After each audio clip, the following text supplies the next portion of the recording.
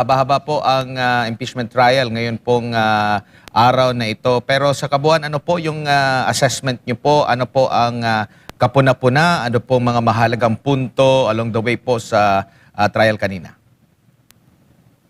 Sa palagay ko, ang mahalagang punto dito ay yung nakakagulat bakit yung prosecution inuulit nila yung mga technicalities na to na dapat last month pa ginawa during pre-trial. At nung pinagmamasdan ko, ang napansin ko, nililihis yung attention. Dito sa video, yung video na to about, mahaba yung video na ito eh. Pero nililihis nila to 1 minute or 2 minutes of the video at pinapasok doon sa affidavit of authentication ng isang yung nag-testify na taga-National Bureau of Investigation. Mahalaga ito kasi doon sa pinili nila 1 minute segment or 2 minute segment ay nawawala yung nag-iiba yung naratibo. Kasi kung yung kabuuan ng video ang panonoorin, kung naaalala nyo, ito yung gabi na tino-torture si Sara. Pinatay lahat ng ilaw doon sa House of Representatives at gusto nilang hindi malinaw kung anong gagawin kay Yusek Lopez. May konteksto yun eh. Doon sa video na yun, handa si Sara na mamatay. Papatayin siya eh. So, naalala nyo, di ba? Patay na ilaw at lahat at hindi malinaw kung ano nangyari kay Yusek Lopez. Ginugupit yun, ini-edit out yun. Sinisiksik doon sa isang affidavit of authentication na 1 minute lang at doon gumagawa ng naratibo itong prosecution witness. Iba ang konteksto ng ano talaga yung evidence na yun, yung audiovisual evidence na yan na napanood naman na napakarami. Kahit kaya napanood nyo anong konteksto, tino-torture si Sara noon, kaya lumabas yung pagtanggol ni Sara sa sarili niya. Opo, pero kung kayo po ang tatanungin, mas maigi ba na kanina napanood yung 2 oras o sabayan na lang panoorin kaysa doon lang sa snippet na or highlight lang na video doon sa mahigit 2 oras na video para mas malinawan po, attorney, kasi parang ang ruling ata is later on na lang ipapanood itong full video? Kahit 10 minutes lang eh. Hindi naman kailangan 2 oras eh. 10 minutes, 15 minutes, makukuha na yung buong kwento eh.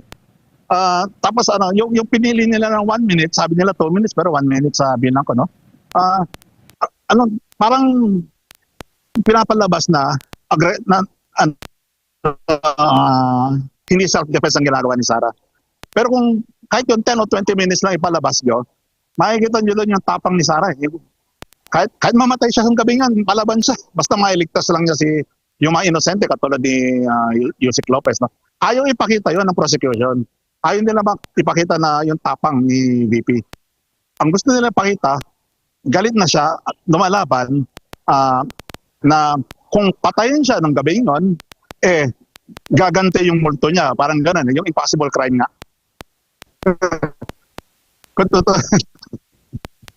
Opo. Kaya ngayon, affidavit of authentication ng witness na yan ay tingin ko ay panglihis lang. Dahil yung narratibo medyo, kung base sa pre-trial order na last month, kung susundan yun, di ba makikita natin yung buong konteksto. Tingin ko iniiba yung konteksto para ilihis at gawing short reels o gawing pag-TikTok. Parang yun lang eh. Nakikita ko dyan. Opo, attorney, yung naging witness po ba ng prosecution ay kumbaga may bigat? Kasi ang nangyayari, siya po yung nag-authenticate, siya daw yung gumawa. Pero ang natatanong, siya yung natatanong kung meron bang kasalanang ginawa ang pangalawang Pangulo, siya yung nag-iimbestiga. Marami akong nababasa ngayon sa social media, lalo na doon sa digital forensics, kung expert ka, hanggang doon ka lang sa parang pinaka-technicalidad, proseso, yung video, na-authenticate yung video, pero yung mismong laman, tingin nyo po, saklaw pa nila yun at dapat talakayin, attorney?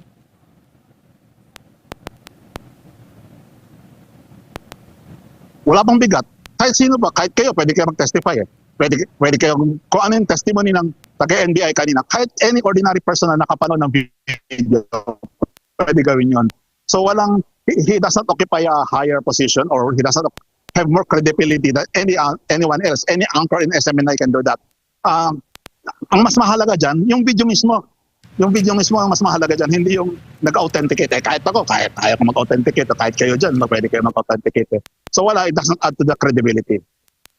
Attorney, si Almar po ito. Kanina, pinalagan ng defense yung pagpresenta nitong witness kasi nga ang argumento ng defense ay isiningit lang itong witness na ito at wala talaga doon sa nauna nilang inilatag ng mga ebidensya, Attorney. Yes, isiningit. May pre-trial order. May pre-trial na halos isang buwan sila nag-pre-trial last month, di ba?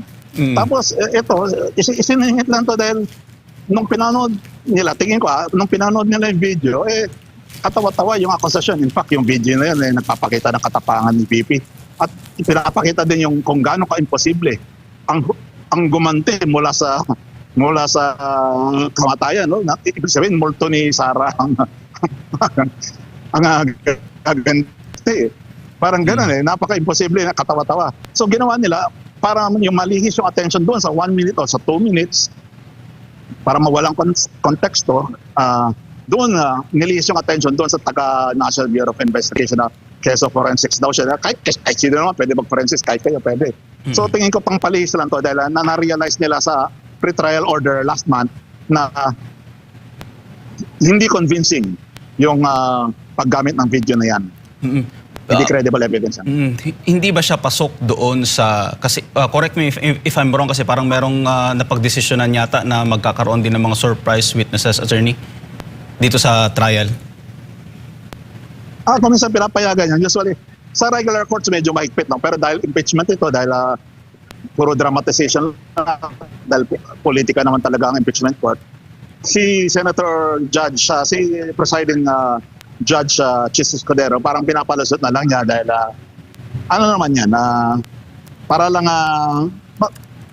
tingin ko, para lang matapos niya. As a general rule, hindi dahil you must stick to the pre-trial order as a general rule.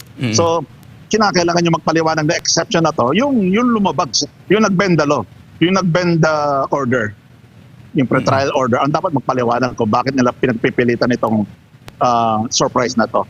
Sir, nung comment mo doon sa manifestation ng prosecution sa pamamagitan ni Atty. Capuna na gusto nilang parang dumalo si Vice President Sara Duterte sa trial po, sir, na hindi naman din pinayagan or nire-respeto naman ng presiding judge yung desisyon ng defense? Meron naman rules Nung si Erba, hindi naman siya nag-appear. Yung kay Corona, kaya siya nag-appear dahil kusang loob siya nag-appear. Dahil siya nag-request, si Chief Justice Corona. Wala sa rules, hindi obligado ang akusado na mag-appear. Dahil yun ang rules, hindi palitan kung ayaw nila sa ganun na rule. Hindi palitan nila, i-amen nila yung rules. Sa ngayon, as the rules stands today, hindi obligado, hindi kailangan ng respondent ng akusado mag-appear doon sa impeachment trial.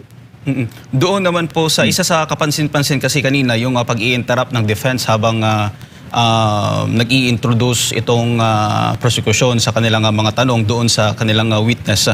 Tama lang ba yung ginawang pag-i-interrupt ng defense doon sa prosecution kanina, Attorney? Kung ako yung defense, gagawin ko rin yun. Dahil una, last month, ang daming pagkakataon para ayusin yan. Kaya nga nagkaroon ng pre-trial. Ilang days yun na, alam ko, May pa yun. More than 1 month yun. Ginawa na yun, para nga hindi na kailangan itong mga marking na to na nanguubos lang ng oras. Dapat last month pa ginawa yan. Ngayon, since magsasurprise yung prosecution, napagyan sa pre-trial order. So, ganun din ang gagawin ko. Yung ginawa ng defense attorney kanina. Isa din sa kapansin-pansin kasi yung parang pinalagan din ng defense yung tila walang katapusan na opening statement ng prosecution kasi nga parang ang parang pinupunto nila diretso na tayo doon sa paglalatag ninyo ng ebidensya, pagtatanong sa witnesses, pero ang nangyari doon kay Congressman defensor ng Iloilo ay parang nagbibigay pa ng opening statement, Attorney.